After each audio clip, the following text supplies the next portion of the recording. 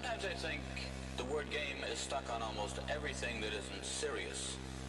If you play music, if you draw pictures with a computer, that's not a game. You don't get a score, but we call it games, and there's sometimes this down thing. Don't play games, don't play around on the computer. And yet there's a lot of good can come from game playing.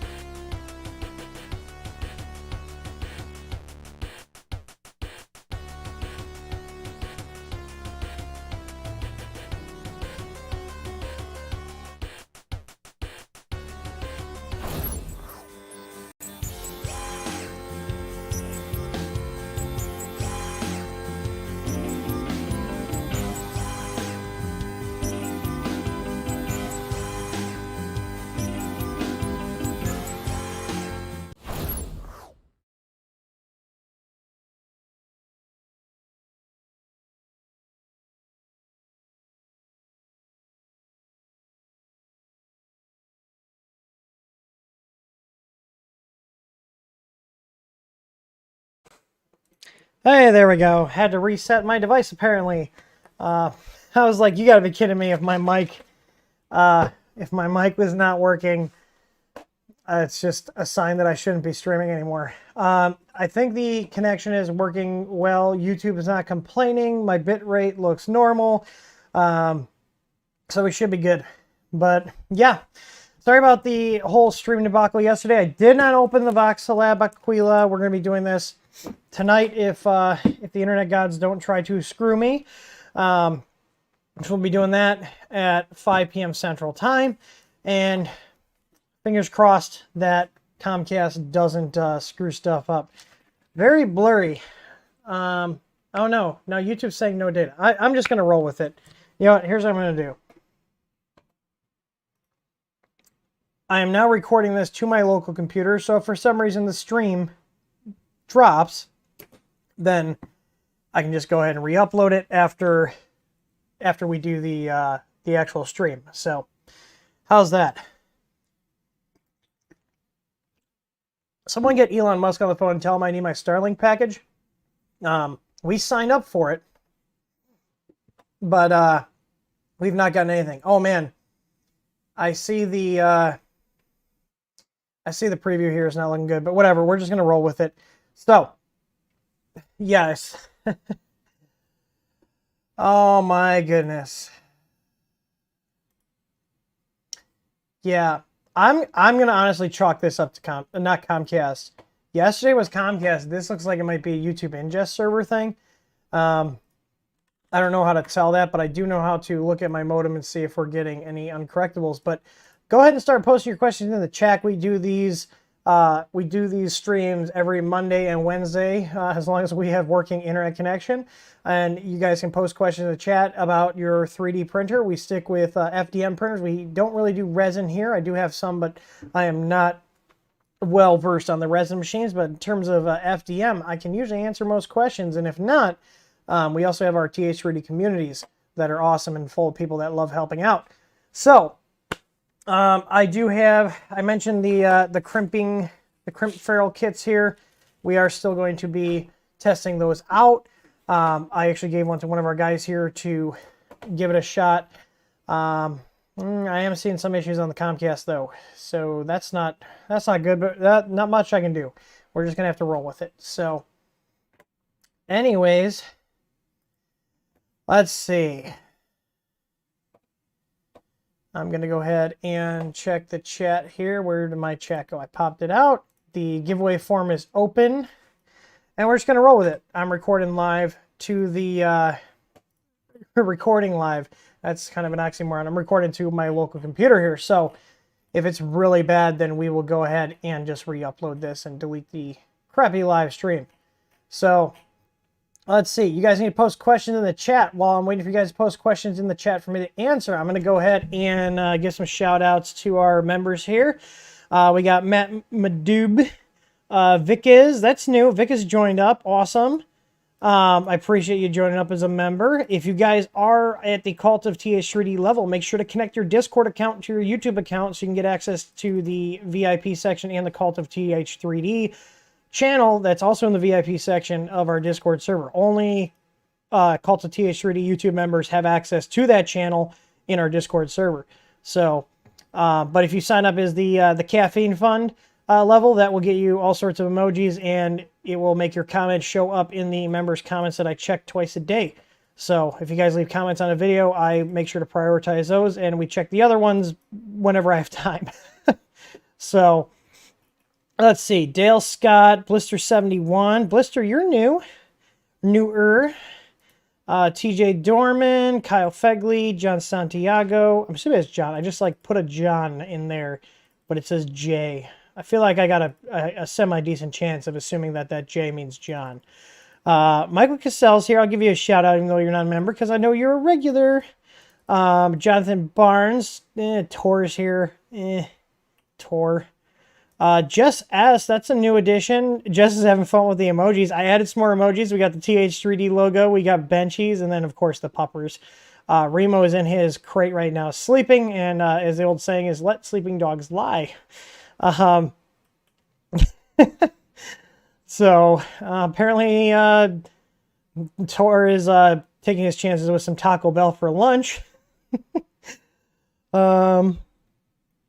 Yeah, my bitrate is absolute trash right now, so like I said, we're just gonna roll with it and see. I guess I have to call Comcast and complain again. Let's see here. I'm looking for questions. I'm getting close. George Moody, Xanar7's in here. Who else? Doc Brown. I think I got most of the members that chatted. I'm looking for questions as I'm looking for you members. I see Neil Visser's here. Kyle says, mix the mythic melon with the green growl. It's great. I'll have to try that. I have the jungle berry in here today. So, let's see. What soldering iron do I use? I have a Hakko FX951. It's their direct heat soldering iron. And I'm a big fan of it. It heats up fast. If you guys are on more of a budget, because that one I want to say is around $250 to $300. I bought that before the human malware situation started, so they might be more now or unavailable. But Hakko also makes the FX888D, I believe is the number. That was the one I had before this, and that was a good soldering iron.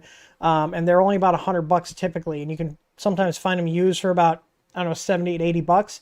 But that one's in the shop now, and the main benefit of having a direct heat soldering iron, especially when you're dealing with like boards like our easy boards and stuff where they have a lot of high copper count in them, it's way quicker to respond to the heat getting pulled out of the tip into what you're soldering on, and can like almost instantly within a couple seconds crank the heat back up to get it back up to the point where you need to solder. So whereas FX888 is the older style where the nozzle, or the tip actually slides on top of like a ceramic heater element. So the thermistor that reads the temp and the heater element itself are further away from the tip, which means that there's kind of a delay, and it doesn't have as easy of a time keeping up. So I definitely like the direct heat. If you got the money and you do a lot of soldering, I think it's worth it. I also like the tip system on the direct heat one because it all pulls out as one cartridge. And they give you a little stand here, so I've got an assortment of tips for this, and they just slide right out. You can see the contacts on there. I was kind of on the fence about buying it, but now that I have it, I would definitely buy it again. So that's my favorite soldering iron. So I see someone talking about the TS100. The TS100s, I had 2 of those. They only lasted about a month, and then they died, and the company that sold them did not warranty them. So you get what you pay for. Yeah, the TS100s have the same kind of system where it's a direct heat, and I like the idea of them. The problem is the build quality is, sorry if I offend anybody, but compared to the Hakko, the build quality on TS100 is just trash. You're talking like, an ANET A8 versus a Daedalus. The Daedalus being the Hakko. So, let's see here. Yeah, we got a troll in there saying I'm the fuggliest person I've ever met in my entire life. That's a lot coming from you with that profile picture, but that's okay. We're going to go ahead and hit hide user from the channel, and you can go think about what you did. So, bye, Felicia. Let's see. What's the next question here? Link to giveaway, por favor. It's in giveaway.tsuritystudio.com. I am looking at my preview. It is rough. Is my audio clear at least? You guys need to post questions in the chat. Let me see if I can just disconnect and reconnect really quick and see what's going on here. All right, and we should be back. It says it's streaming. I honestly don't know if this is Comcast or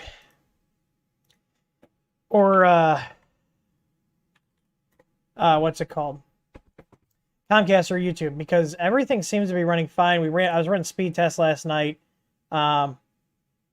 Yeah. So I just changed my encoder settings. I'm still getting like, it says it's only 180K. My Comcast looks like it's actually working. I don't know if it's YouTube or Comcast.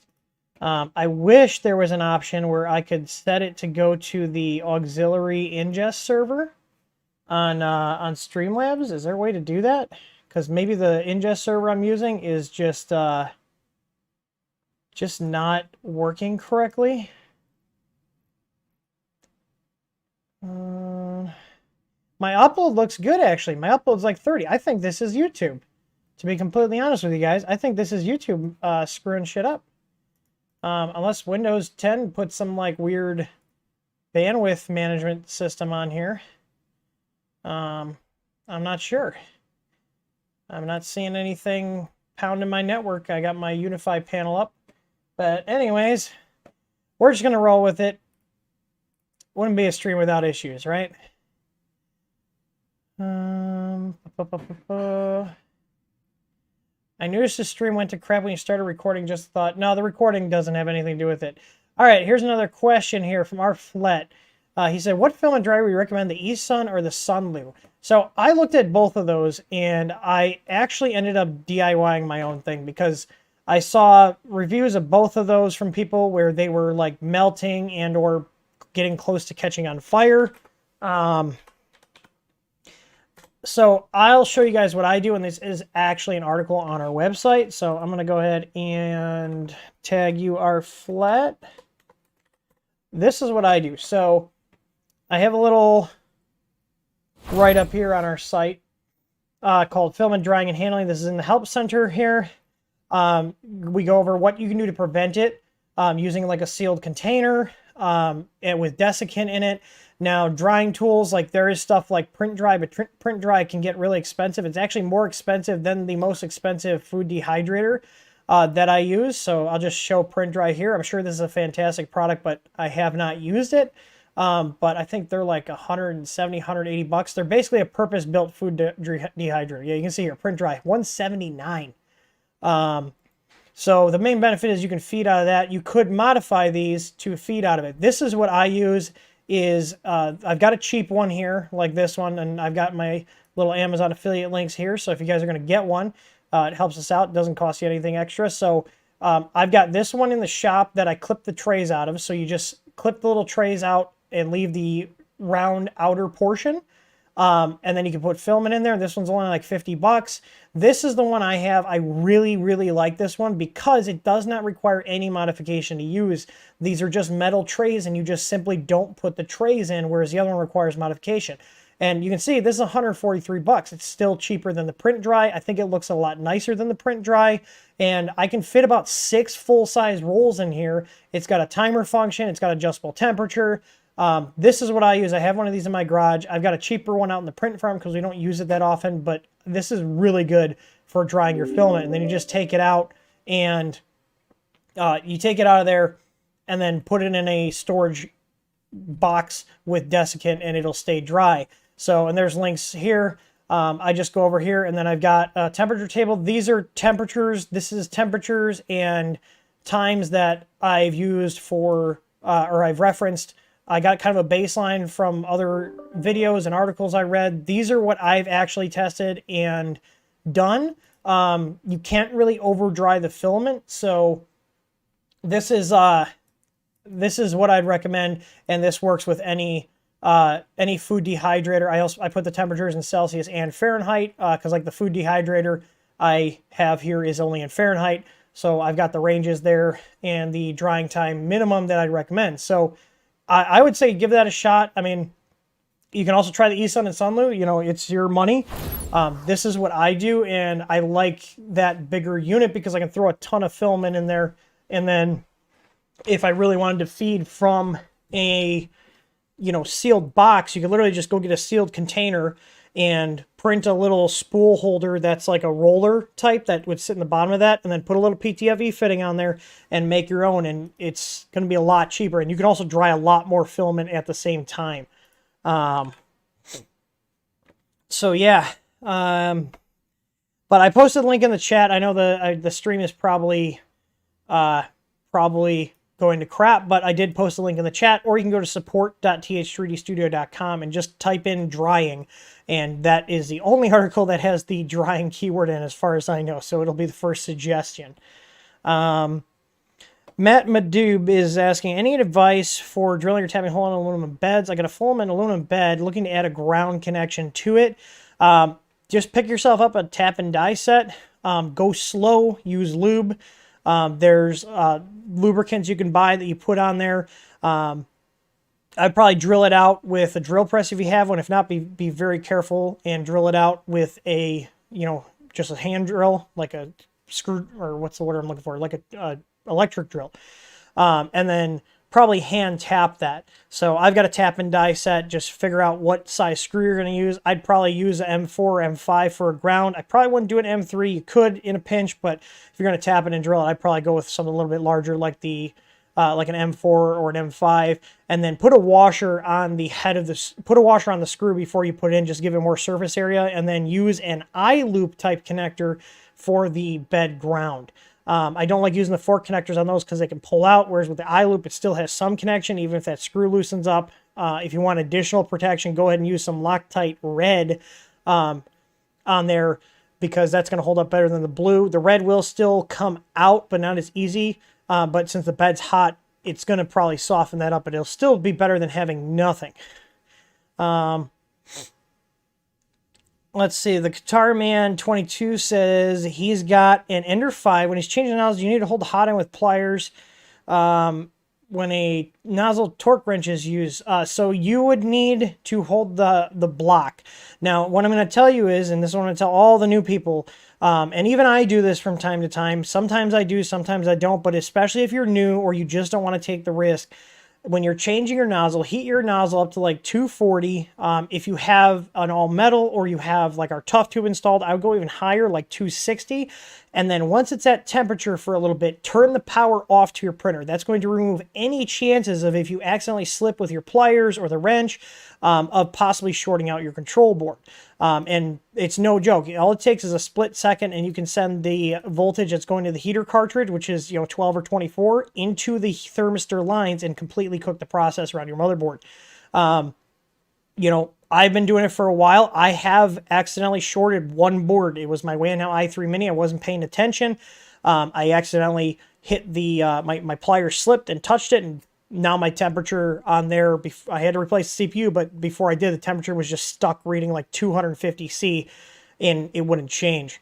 So, yeah, just be very careful. When you get more well-versed and more comfortable, then, just heat it up and do it hot. But I would highly recommend, if you don't want to take any risk, especially if you're new, don't change nozzles or, even clean your hot end with a wire brush with the power applied, because all it takes is one quick second and you'll cook your board. So, Jonathan Barnes asking, did I see the teaching tech on the SKR2 problem? I have not. I don't actually watch a lot of I just went to his channel because I'll watch it later. I don't watch a lot of 3D printing YouTube channels. I'll watch videos if people send them to me. The only one I try to keep up with is the Edge of Tech, because I'm a big fan of Jim. He's a good guy.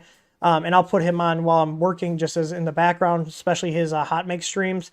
But if I'm watching YouTube videos, I usually watch like retro computer stuff or Arduino stuff, home automation, that kind of stuff. I gotta take a break from the 3D printing stuff, because otherwise you get burnt down on it, because it's what I do all day. So, but I did not see his. That's honestly, that SKR2 problem is quite embarrassing, because they, from what I understand, and this is just the information I have. If I'm wrong, feel free to correct me.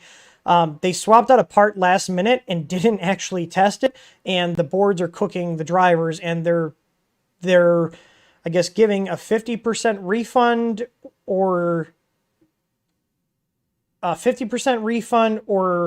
I think they'll send out a new board for something. I need to pull it up, because they did a release, and it was like, I think they give you a refund, or they can send you a new board, or if you want to fix it and keep it, they'll give you like half off back as a refund. This, I saw it come out, like a week or two ago. But basically they didn't test they swapped the part out at the last minute and didn't test it, and they're cooking everybody's drivers. It's quite embarrassing. So, But yeah, I'll have to look at that and see. Like, you shouldn't be asking end users to solder onto the board or jump power wires around. You should just put out a board that works. Adam Cadillac, are you going to be doing a full formal upgrade tutorial on the Ender 6? Yes, so I have found our display housing, so I'm going to mount this back up, and we're going to show doing the LCD conversion. That will be the video. I do have an assistant now. He's going to be working with me Mondays, Tuesdays, and Wednesdays. He's actually getting the project area cleaned up right now on the other side of here. So things are moving along here, and we've got extra help finally. So should be able to get some more videos done now that I got an extra set of hands. So let's see here. My chat jumped, so I'm going to go ahead and find out where we were. Where were we? We're talking about the TS100s, the nozzle cleaning, the SCR2 problem. Here we go. We're back. Next question. Scarfire87 says, hey, Tim, can quick connect extensions be made for a thermistor and heater cartridge? If so, which wire and connector should I use? Yes, you can make them. I don't recommend them. And I don't recommend them because you're now adding an extra point of failure to both of those lines. You know, multiple points of failures, really, because you have 2 wires per line for the thermistor and for the heater. So now you've added 4 points of failure into your printer versus just a solder connection. But if you have your heart set on doing that, I would probably use like an XT30 connector, one of the small ones, or not the 60s, the big ones, but I think the small ones are the XT30. Someone correct me if I'm wrong. I got to think of the drone stuff. I'm going to Google it. XT30s, those are tiny ones. Yeah, I would, if I was hell bent on putting a connector on, I'd probably use XT30s for the heater cartridge, and then I'd use like a locking 2-pin JST style for the thermistor, but I don't have any of those on the printers. I used to do them on our machines when I would do custom builds and like for myself and like just, you know, replacing stuff, and they ended up causing more problems than they solved because they would be the point of failure and cause incorrect thermistor readings, cause the temperature to jump around. I just don't recommend doing that. So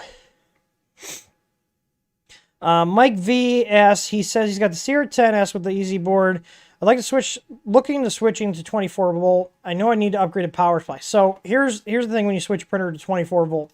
You're going to have to switch all your fans, all your heaters, and possibly your MOSFET and any other accessories that would be on the printer. I don't know if you have like lights or anything on there, but you need to make sure everything can run on 12 volts. You're going to have to change the heater cartridge. You're going to have to change the fan. By going to 24 volts typically is a quicker bed heat up time. Which the same thing can be accomplished if you just go to an AC bed. So I'll post a link in the chat here. We carry the solid state relays that you would need to do that, and then you just have to source a power cord and a heater pad to wire the rest of it up. I don't think this is my Comcast because everything else is running fast. I think it's YouTube today. So there you go, Mike. I posted a link there. There's a wiring diagram of how to connect an AC bed. I would highly recommend you do that. It's going to be a lot less work. It's going to cost you less. And I'm assuming that's why you're looking into getting in a 24 volt system, because you want your bed to heat up quicker. Oh, the stream dropped.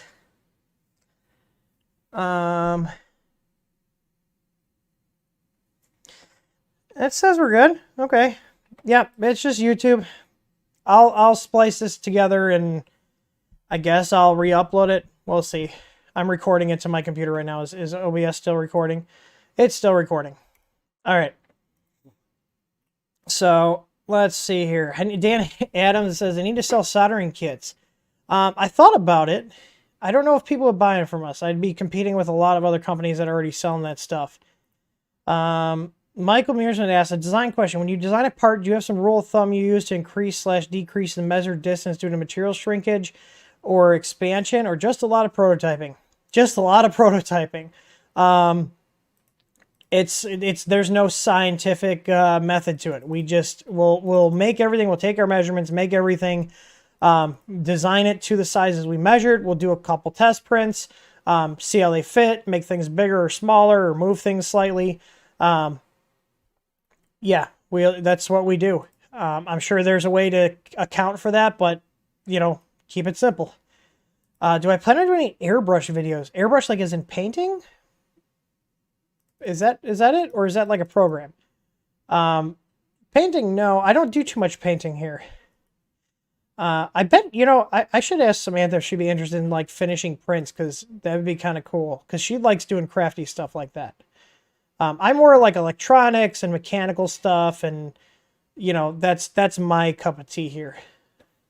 So, how's Streamlabs looking? Oh, we're streaming at 300K a second. This is rough. This is absolutely rough. But we're gonna keep going. I'm gonna keep an eye on the stream and see if it drops. If it drops, I'll stop talking. So, Neil Visser says, I got the Ender Extender 400 with a direct drive. Is Dual Z recommended? Yeah, I would. Now, is that the bed 400 or the Z, or yes, both? I know they've got a couple of different kits available. So,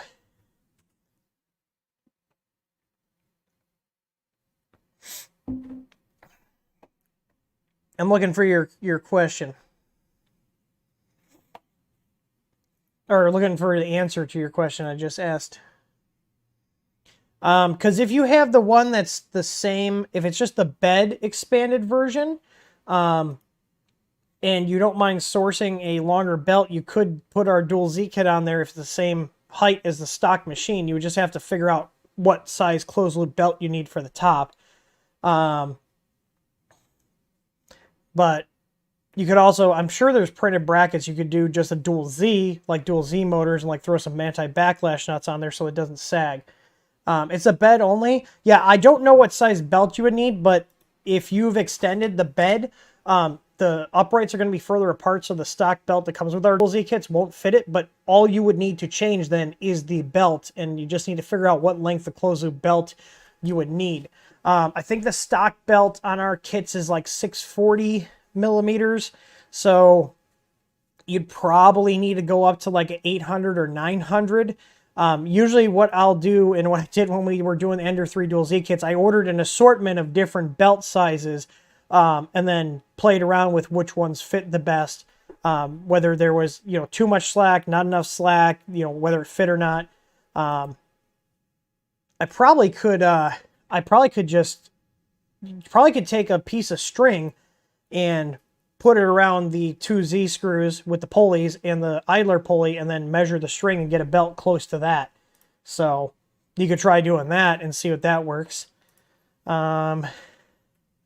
It says not maintaining enough video. It's still going. We're going to keep going. But anyways, let's see.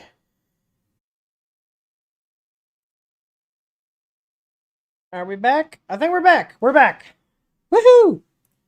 All right, let's keep the recording going. Yeah, it like dropped. All right. Let's see. How are we doing now? How are we doing? Bitrate still looks like garbage, but we're gonna fight through this. You know what, Comcast? You can try to silence me, but I shall not be silenced. Let's see where we're at on the chat. Okay, I think Dean Hintz is the next one up here. Dean is asking, any mods for fan enclosure that I can print for my Ender 3 V2 with a micro Swiss hot and a BL touch mount? The current factory setup is not very efficient. I think the Hero Me will mount up to the Ender 3 V2. Has anybody tried putting a Hero Me on their Ender 3 V2? We're still using the stock cooling on ours, and it's okay. It's mediocre. Sorry.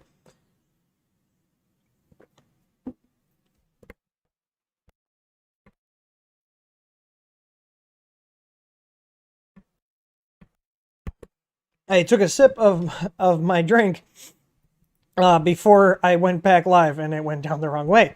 So let's see. Hero Me Gen 5. Let's see if he's got it listed. Because I think that carriage is very similar. Worst case scenario, and I've done this with a few printers where like there's not much community support for them. I've actually gone and bought the CR10/Ender 3 carriage from Tiny Machines. They sell them for like $10 and literally just swap the carriage out on the printer, like swap the entire carriage out. But I'm looking here at the HeroMe Gen 5 Master Suite on Thingiverse, and it does say it supports the Ender 3 V2. I'd probably go with that one. Like I said, I think that's a good cooler. I have it on a couple machines here. It's just kind of a pain to get everything like prepared and put together. But once it's together, it's good. I was like, I'm hearing myself. The stream popped back up on my phone. So sorry about that. But let's see here. What's the next one here?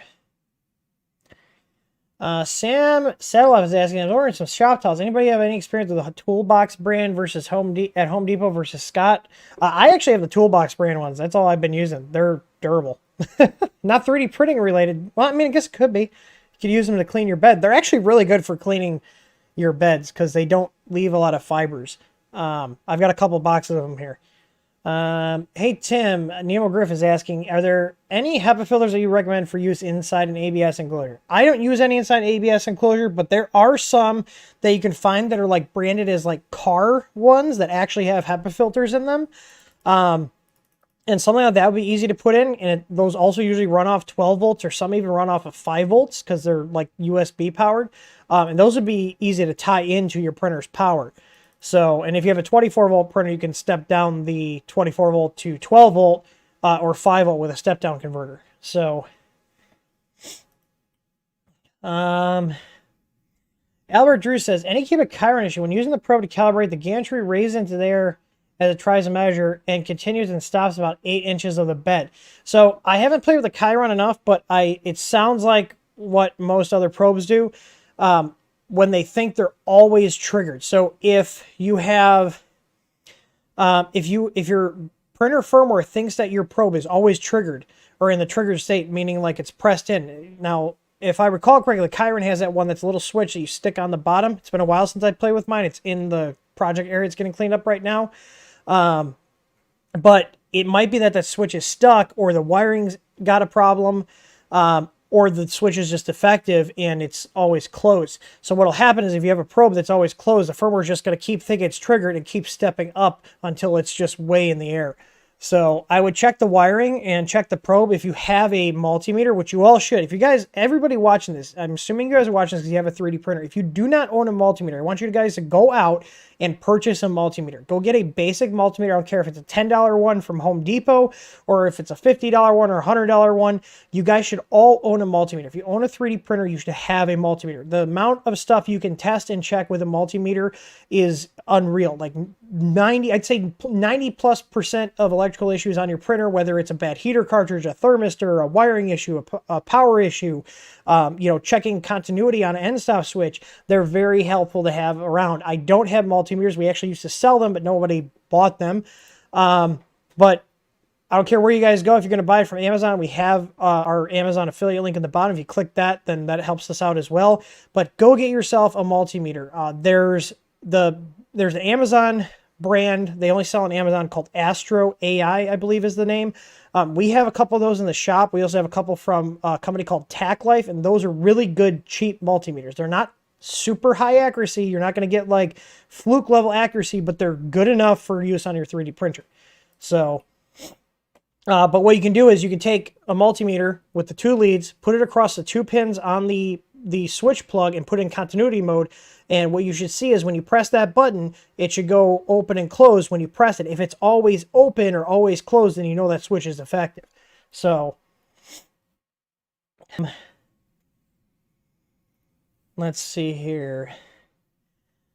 William is saying both of those filament dryers suck. They're not giving the moisture anywhere to go. Oh, he's talking about the eSun and the Sunloop. I was going to say, I was like, the hydrators I recommended, they blow the air through it so it goes out into the room. Sorry. I jumped the gun on that one there. let's see here. Kurt Shaw, he got a print drive V2 on a Kickstarter. His fan already died. That's unfortunate. Vickez said he ordered fans for us for his Ender 3 V2. Solder and heat shrink the way to go. If you can, yes. The quick connectors work fine if you don't have a soldering iron, you don't have a, or heat shrink or anything. I always solder and heat shrink our stuff. I have a couple printers here where I was in a pinch and in a hurry, and I used the quick connects, and they've been fine.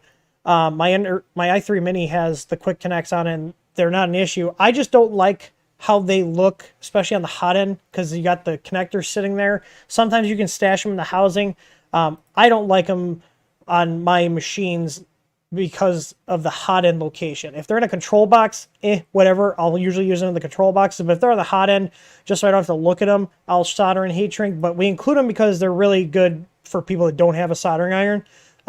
That's another tool you guys should pick up. If you have a printer, pick up a soldering iron, pick up a roll of rosin core solder. I personally like leaded solder. It flows a lot better, but the lead-free stuff, if you buy the more expensive stuff, does solder almost as smooth as the leaded solder. But in my experience, a cheaper lead-free solder, like the no-name stuff, it solders like garbage. It's very flaky. It's very brittle. Just if you're using lead-free solder, wash your hands after you're done handling it. Don't be putting your hands in your mouth and touching your face if you're doing leaded solder. So, but yeah. Let's see. Vince is asking, he said he put the EasyBoard Light as Ender 3 V2. Do you have any TMC driver setting tips based on your experience? So the nice thing about our board is we've already preset up all those settings for you. You don't need to touch them. It's that easy. So no pun intended. Let's see here. I'm trying to catch up on chat here. I feel a sneeze coming on.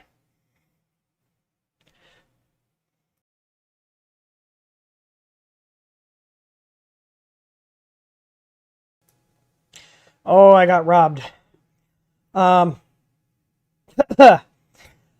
Jay is asking, the Ender 6 LCD upgrade kit I bought from you folks, is the firmware already flash, or did I get that from you separately? So the LCDs we put in that kit do not have firmware on them. They're actually driven from your printer's control board.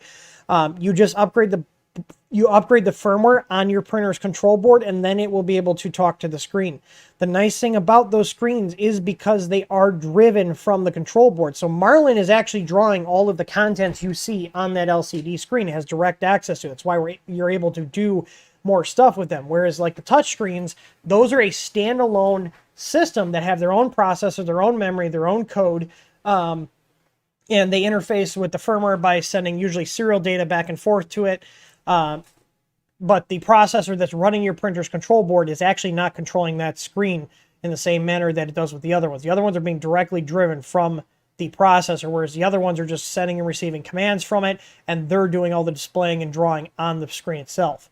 So the drawback of that is because it's not open source on the touchscreens, you can't go through and hack it like we do the other stuff, because the other stuff you don't need to hack because Marlin has full control over that screen.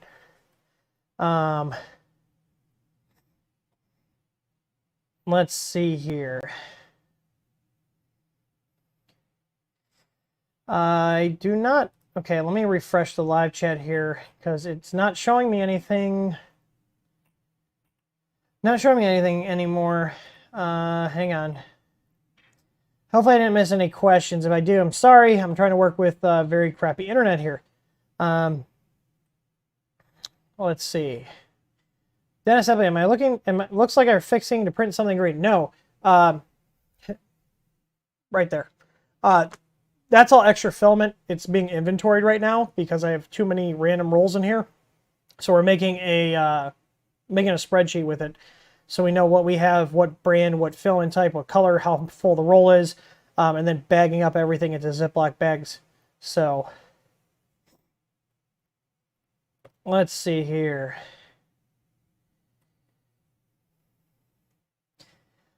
Albert Drew's asking, hear anything about the red harness cable for the Chiron? I'm not familiar with that is. Is that like one of the power lines? Let's see here. What's the next big thing TH3 is excited about? Being able to get processors again.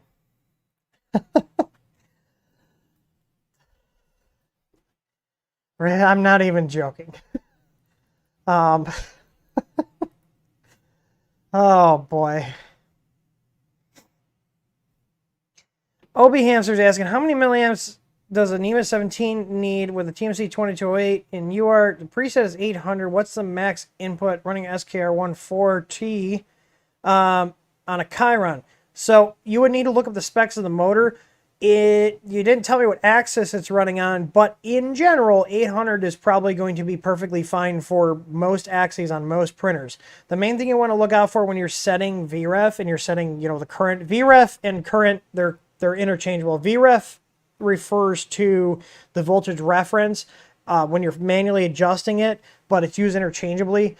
When you're dealing with like TMC drivers or like the 2208s, 2209s, when they're in UART mode, where you can actually control them for the printer screen, you just dial in how much current you want and the driver figures out the VREF and all that stuff. It's all done digitally.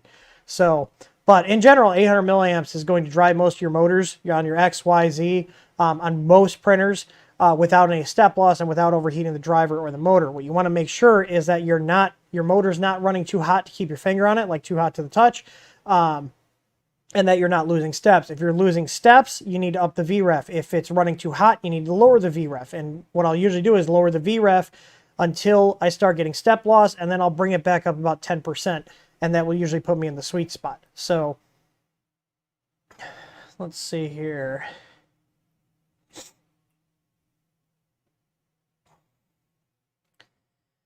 Looking through the chat here. No, Lightspeed, you should not be chewing on leaded solder. I know you're probably joking, but with you never know, man. It is Mr. Lightspeed.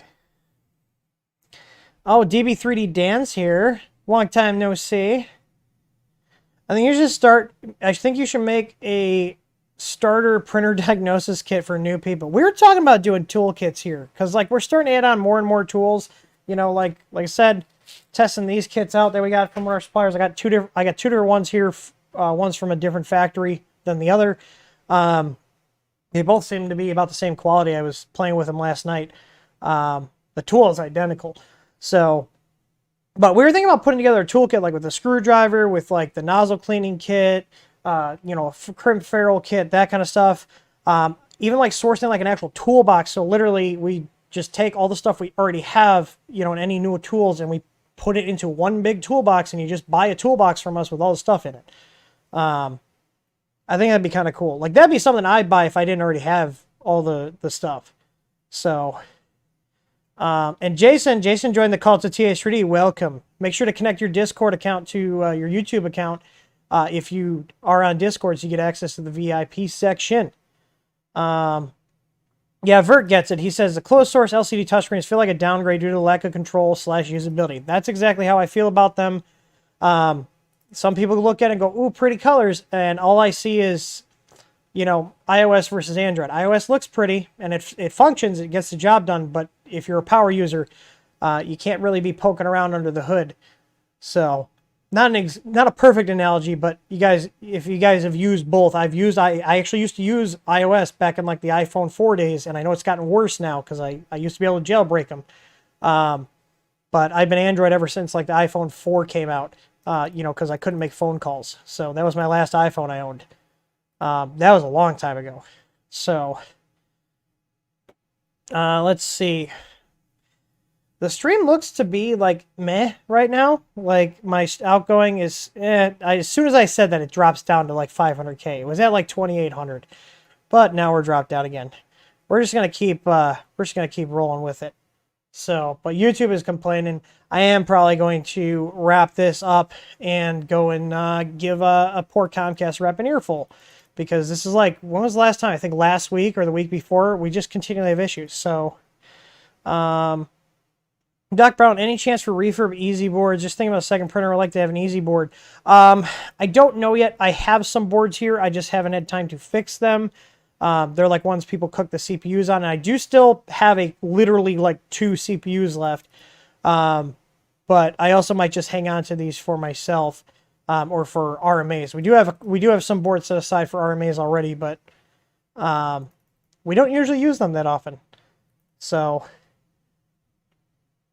But let's see. Xanar7 bought a Crowley CR6. Just started watching a video. You still have / use it. I have not used it since the videos because I'm genuinely worried about the board catching on fire. It's in the waiting room on the other side of my office here. But I just honestly don't trust it. I'm not trying to be like dramatic or anything. I just don't trust the board, and I've got so many other machines. It's like, why risk it? So yeah. Dan says he's gonna be ordering from you soon, my good man. I need a 310 by 310 spring steel. Keep an eye out. There is some stuff we're gonna post next week on the site if you guys are bargain hunters. So that's all I'm gonna say. But you'll know. We'll post that on all our social media accounts and everything. So, Wesley Phillips is asking, what's a good resource to learn how to write good starting G code? There's not really a good resource. If you want to look at ours as an example, we have our easy ABL starting G code on our website in the Help Center, and the Help Center is the support.th3dstudio.com address. You can use that. Basically, our start code goes through, does G28, G28Z, a G29 to generate the mesh. It will also do a 2mm retract to prevent little blobs from being left around in the bed while it's probing. And then it'll draw a purge line in the front. There's really no guide on writing good G code. You just kind of play with it and figure out what you want to do, and then write the code to do what you're envisioning. So if you wanted to, like, draw an L as a purge line in the front left corner, you would, look up the coordinates to, tell it to move here, and then we're going to do a move from this point to this point, and how much filament are we going to extrude, how fast are we going to extrude it, how fast are we going to do the move, that kind of stuff. So I do not have any updates on customizing the Ender 3 V2 screen. I did see, I was poking around in the Marlin 2.8 code, I did see that they had some updates for the D-Win screens, but I don't know if they were able to get any further with that. But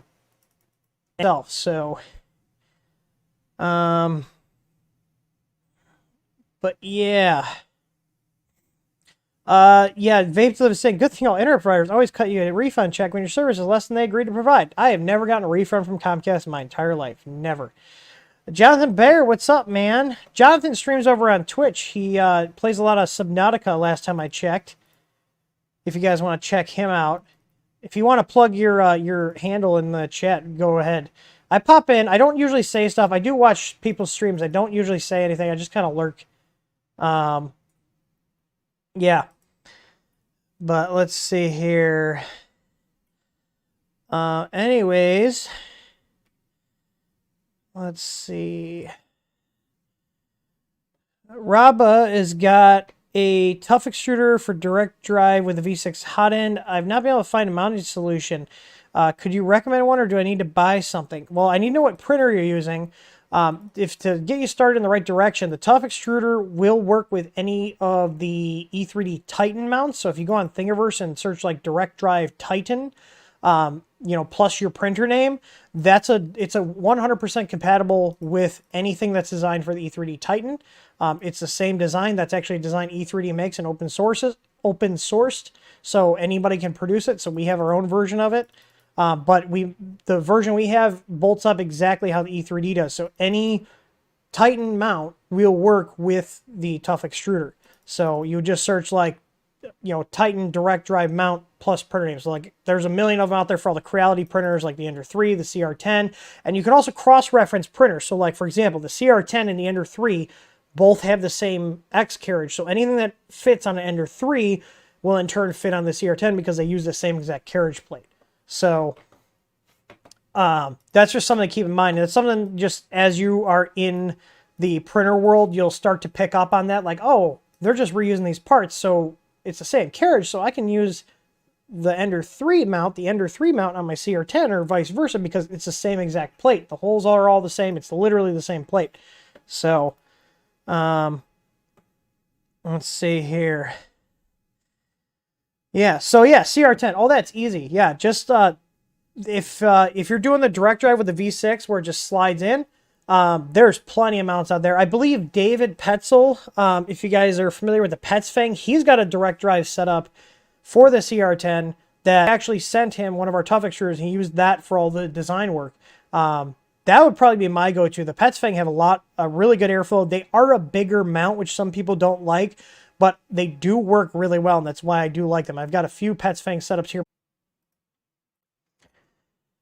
Okay, I'm going to just try to wrap this up. Yeah, if you guys are ever wondering if your Comcast line is the problem, you can just take a look at the modem, and I'll show you guys here because it's not going to show anything personal. But if you guys look at your line coming into your modem here, I'm going to make this big because it's probably like potato fucking vision because Comcast is absolute bullshit here. There we go. Apparently this still has the chat box on it. This is definitely a Comcast issue. So you guys see here your power levels here in this column, okay? You want to see these either a positive number, not too high because you can't have too high of a signal coming in. If you do, then you just put like a splitter to drop it down. But you see how these are negative? These should be as close to 0 as possible. Because these are not as close to 0 as possible, that's telling me that this is a Comcast issue here. You can also see here my outgoing signal is really high. These are usually on the power level. These are usually around 38 if everything's working correctly. And you can see here they're at 40 plus, which means this is really pushing out power to get the signal up to Comcast. So yeah, this is a Comcast issue. You know what really pisses me off? Here, Tim rant. You guys get a Tim rant every fucking time. There's gonna be swearing. Just heads up. So if you guys have little children in the room, now the time is to turn it off. Every fucking time I call them. Now, to give you guys an idea of our setup, we have our own modem. I own our own modem. We have 2 modems actually. One is I just keep on hand in case one dies. Also, it's really helpful because Comcast will usually go, well, you own your own modem. It's your modem that's the problem. Well, I go, hey, I got a modem I know works. Let's swap it out. Here's the new MAC address. And it still doesn't work. And then they go, well, you have your own modem, which means you have your own router, which is correct. We don't fix your own Wi-Fi issues. Not asking you to fix my own Wi-Fi issues. Every single time, I guarantee you when I call them, the idiot level 1 tech support that's just in India reading from a script is going to be like, it's your Wi-Fi. Can you plug in?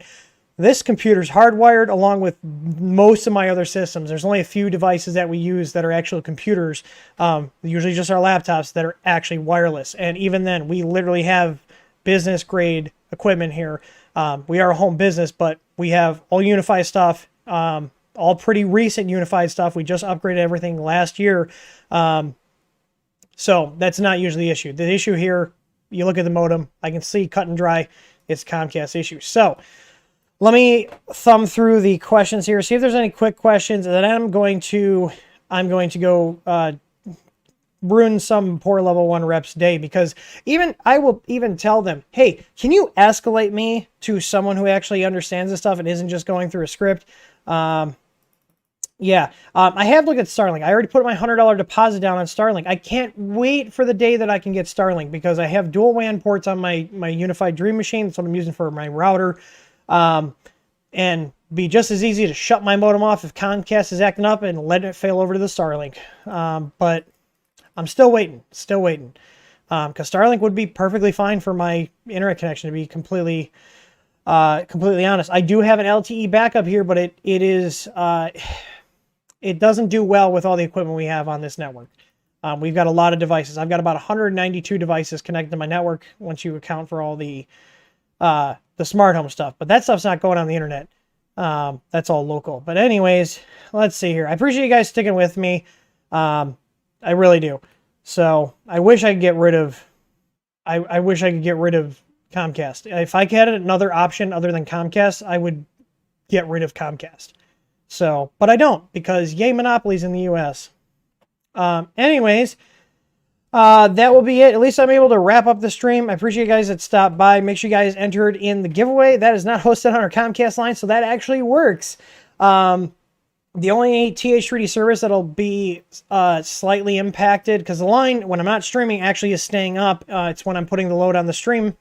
The load on from the stream, the connection drops. So the only thing that's run in-house here is our easy firmware site, just because I've got such a massive server downstairs that takes compiling down to a couple seconds instead of, half a minute. So, but anyways, I appreciate everybody that stopped by. I hope you guys learned something. Like I said, if you don't own a multimeter, go out and pick one up. I don't care if it's a cheap one. Get it. I have $10 ones floating around here just for piddly quick checks.